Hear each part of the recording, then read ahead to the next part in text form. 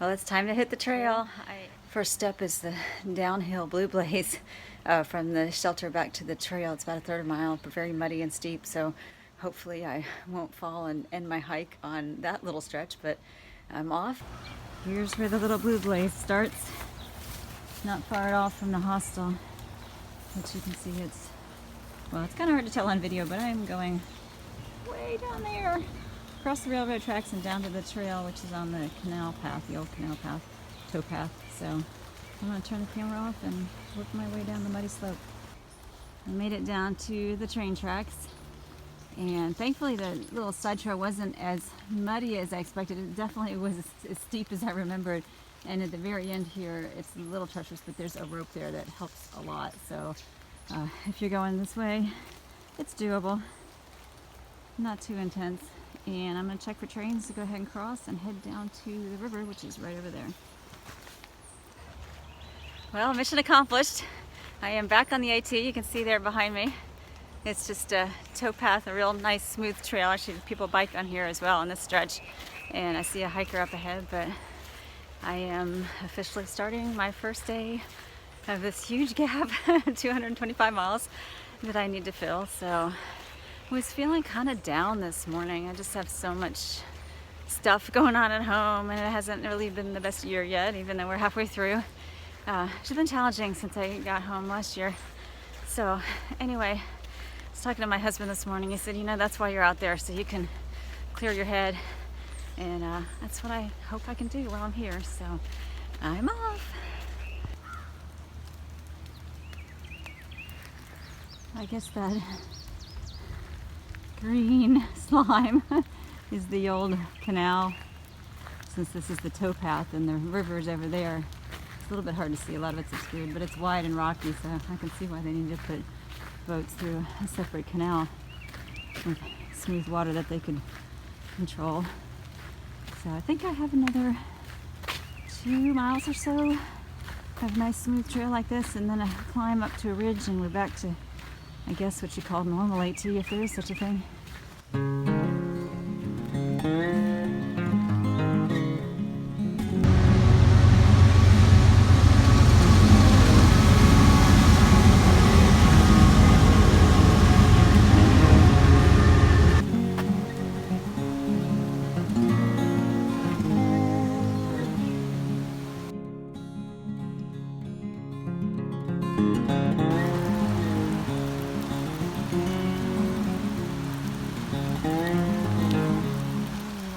Turn off from the nice sweet little canal path. I have to cross a couple of roads here, and I'm into the woods.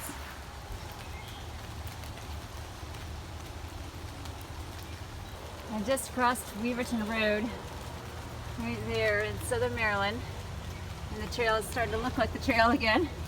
A couple things to note: in MD you have to camp only at developed campsites, and sadly alcohol is prohibited on the trail. So 2 things to keep in mind as you hike here. I am heading up the hill. It looks bad on the map, it looks real steep, but I think it's about, not quite 1,000 feet, maybe 900 feet over the space of 1.5 miles, so really not a bad climb at all. There's the turnoff for the Weaverton Cliffs, which I hear is pretty, but you can see the visibility today. Even though it's only 0.2, I don't think I'll see much, so I'm going to continue on my way. The trail has turned flat and a little less rocky, although you can see there's some mud puddles along the way. I think that I'm getting close to the turnoff for the Ed Garvey shelter, which is where I would have stayed if I'd gotten in a little bit earlier yesterday. I just had such a long travel day that it seemed to make more sense to do just the couple miles to the Harpers Ferry hostel. But when I get there, that'll be about half the miles for today. And I'm sitting here hiking thinking, man, I hate to quit at 8 or 9 miles. But the reality is that even though my brain still thinks I'm in the same physical shape that I was back in November, I'm not. I've been pretty lazy. And so I probably need to take it easy a little bit. And I did kind of force myself into a cycle of shorter days for the first, I think, 4 days that I'm out here hiking, because I sent myself a package at the Rouserville post office so that I could just walk in and pick it up.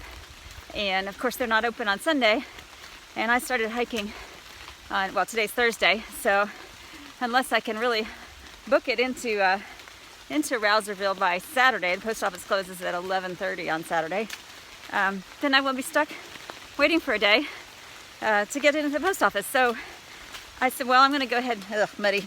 I'm going to end up with wet feet for sure. They're not soaked already from the rain, but anyway, so I said, well, if I have to go into the post office on Monday, then I'm forced into, 8 to 12 mile days for the first few days, which is probably a good thing. And otherwise, if I push too hard, I don't want to get hurt or be incredibly sore right out of the gate. So even though my brain is saying, go, go, go, go, go, go, go, my body, I'm sure, is not going to agree with that assessment. And so I think that strategy is probably a good thing, but it's going to force me to get to the shelter early and set up camp and just chill. You see what's over there in the woods? Little deer. The first one this trip. Hey dear. You gonna smile for me? Thank you. Have a good day. Bye.